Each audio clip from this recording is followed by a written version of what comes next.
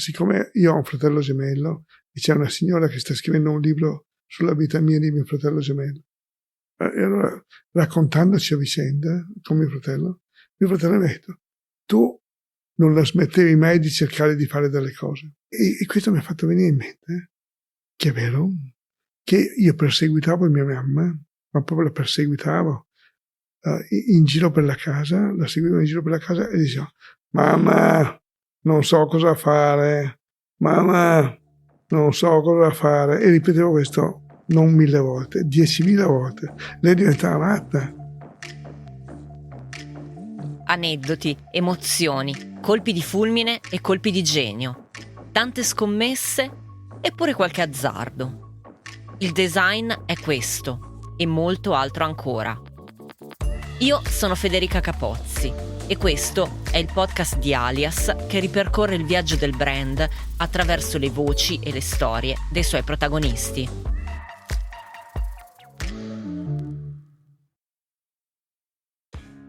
Io non riesco a fare due cose uguali neanche se me lo impongono con un fucile piantato sulla schiena. Il campo di attività di un architetto, designer e artista è vastissimo e più o meno ci sono cascato dentro a tutto, perché mi è capitato di fare il fotografo, mi è capitato di fare il videomaker, oggi scrivo anche molto, poi adesso mi sono messo a fare libri per i bambini con uno pseudonimo che è Ucco De Ucchi. Intanto voglio rasserenarli sul problema della creatività, che la creatività è di tutti e tutti ce l'abbiamo e si tratta solamente di tirarla fuori.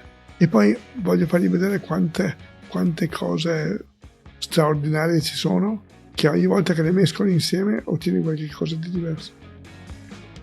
Michele De Lucchi era un bambino irrequieto. Crescendo è diventato architetto acclamato, designer pluripremiato, creativo eclettico, uno dei protagonisti della scena italiana e internazionale dalla fine degli anni 70 a oggi. Figura di spicco del radical design prima e del gruppo Memphis di Ettore Sottsass poi, fondatore dello studio multidisciplinare AMDL Circle e del marchio Produzione Privata, De Lucchi ha progettato spazi pubblici e privati, disegnato arredi e complementi per i maggiori brand. Dal suo cappello è uscita la Tolomeo di Artemide, una delle lampade più vendute al mondo, nonché uno dei primi acquisti che ho fatto per casa mia, cosa quest'ultima che però purtroppo non viene menzionata nel suo curriculum ufficiale. Insomma, il suo è stato ed è tuttora un percorso professionale ricco e variegato. E lungo questo percorso era quasi inevitabile che De Lucchi si imbattesse in Alias. L'Alias è sempre venuta fuori come un'azienda veramente speciale. Non ho mai sentito in realtà proclami speciali da parte dei suoi partecipanti, dei designer, degli amministratori e così via. Però si è sempre distinta come un'azienda di punta. Adesso si dice design generativo, cioè che è quel tipo di design che è capace di generare nuovi prodotti, nuovi progetti, nuovi linguaggi di design. Il linguaggio dell'Alias è sempre stato il linguaggio più avanzato, più di punta, più acuto, più penetrante di tutte le aziende, perché aveva anche un aspetto tecnologico, cioè nonostante fosse un design molto puntato sull'invenzione e nonostante fosse anche spesso molto divertente, leggero, stravagante, aveva sempre un connotato tecnologico che gli dava rispettabilità. La collaborazione tra Michele De Lucchi e Alias comincia nei primi anni 2000, ai tempi della direzione di Renato Stauffacher e Rino Fratus, e continua fino a tempi più recenti, con un assortimento di oggetti, tra i quali una collezione per esterni, una sedia da ufficio e degli imbottiti. Ma quando chiedo all'architetto di selezionare un progetto, uno solo, di cui parlarmi, la sua scelta cade senza esitazioni sul primo in ordine di tempo, il mobile layout del 2004.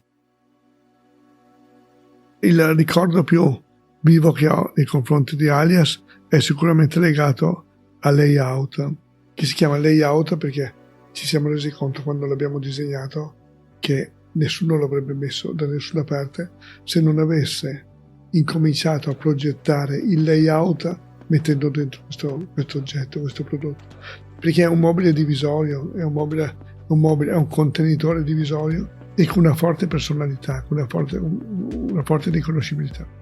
Disegnando per Alias non puoi fare un mobile contenitore qualsiasi che lo appoggi alla parete, e così abbiamo inventato l'idea di fare un paravento che potesse contenere, ed è fatto tutto appunto in estruso, con degli estrusi. Gli estrusi hanno il grande vantaggio che sono relativamente economici, ma poi soprattutto li puoi tagliare della lunghezza che vuoi, per cui il layout non aveva nessuna difficoltà a presentarsi come prodotto ad altezze diverse, era versatilissimo sia in lunghezza sia nella forma. Il tema per noi era fondamentalmente il suddividere gli spazi senza renderli rigidi. Il divisorio è bello proprio perché divide, ma in qualsiasi momento lo puoi anche spostare, non divide più. Però proprio perché è un mobile da centro, è un mobile che vedi da tutti e quattro i lati, è una scultura, è quasi più un totem, un oggetto simbolico. Mentre me lo racconta, De Lucchi mi mostra fisicamente il layout, che neanche a farlo apposta è proprio lì nel suo studio, a portata di mano. È elegante, è sinuoso, con questa superficie tutta plissettata che fa subito haute couture, che si sa, dici plissé e subito pensi alle piccole pieghe degli abiti di Eleonora Duse, di Grace Kelly, di Marilyn e di Jackie O. A me il layout evoca anche un ricordo d'infanzia, e forse è per questo che mi è subito simpatico. Mi fa venire in mente la casa ufficio di Barbie, che da un lato era casa, appunto, e dall'altra ufficio. Ci giocavo sempre, l'adoravo, perché poteva essere ogni volta una cosa diversa. Ora, dubito fortemente che De Lucchi ce l'avesse presente in fase progettuale, ma per l'ennesima volta in questo podcast rieccoci a parlare della ricerca del nuovo, del diverso, del qualcos'altro che prima non esisteva. Se parti dall'idea di disegnare qualcosa di diverso e basta, non arrivi da nessuna parte. Non ti completa il tuo range di pensiero, cioè deve essere diverso come oggetto, deve far prevedere dei comportamenti diversi, deve far prevedere un uso diverso, un ambiente particolare, uno stile di vita particolare, e allora mettendo insieme un po' di connotati di questo genere riesci anche a inventare qualche cosa. Ma in più devi tenere in considerazione la tecnologia, i processi produttivi, l'azienda per la quale lavori, il tipo di presentazione che un prodotto può avere.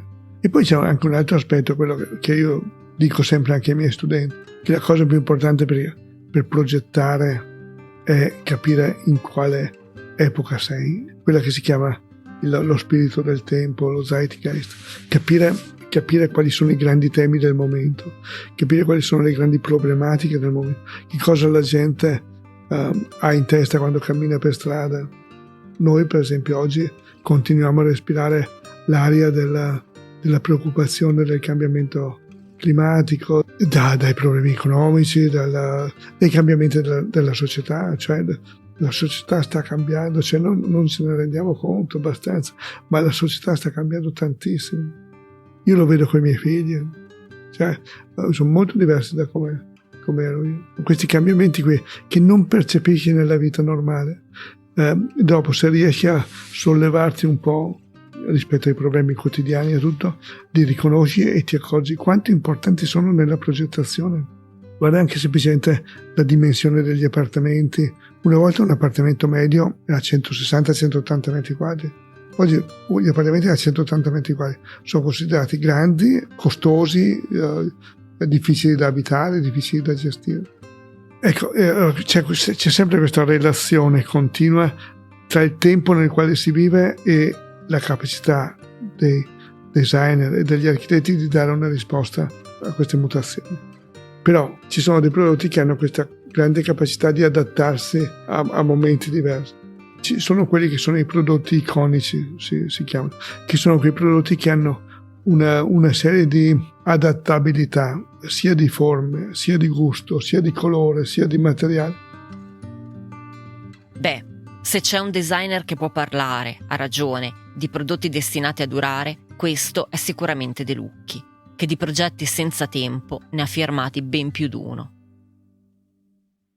Il segreto? Cerco di farmelo spiegare e alla fine viene fuori che è un equilibrio perfetto tra genio creativo e spirito d'osservazione, tra intuizione personale e apertura verso il mondo.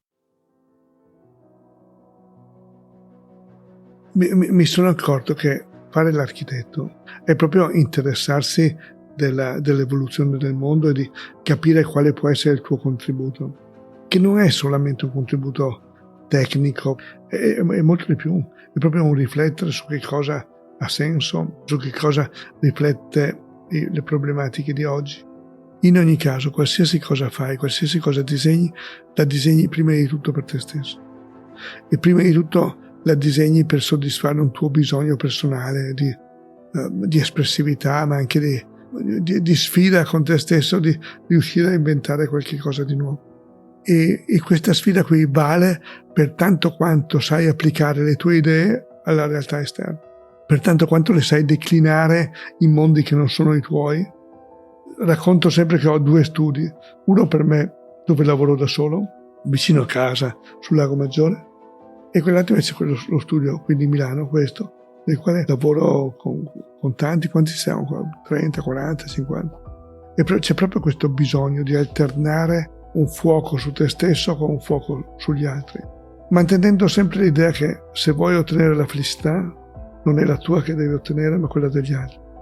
Se vuoi ottenere successo non è il tuo successo personale ma è quello degli altri. E quindi anche i prodotti funzionano non quando li studi fuori per conto tuo e dopo li porti in azienda e li imponi all'azienda. Quello lì non funziona mai, perché è l'azienda che deve farsi diventare suo quel prodotto lì.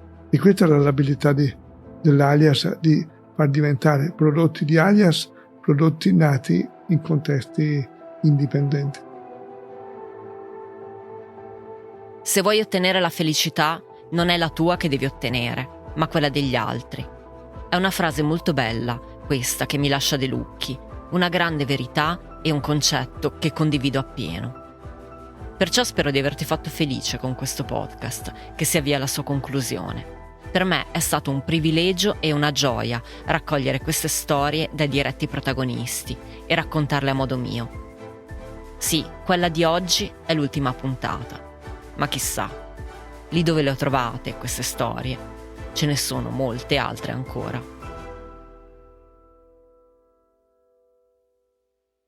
Hai ascoltato E molto altro ancora, il podcast prodotto da Alias per celebrare i 45 anni del brand.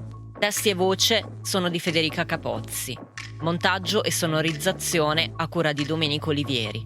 Ringraziamo Michele De Lucchi per l'intervista. Se questo episodio ti è piaciuto, clicca segui per non perdere gli aggiornamenti. Valuta il podcast con 5 stelline e segui Alias su Instagram, dove lo trovi come alias.design.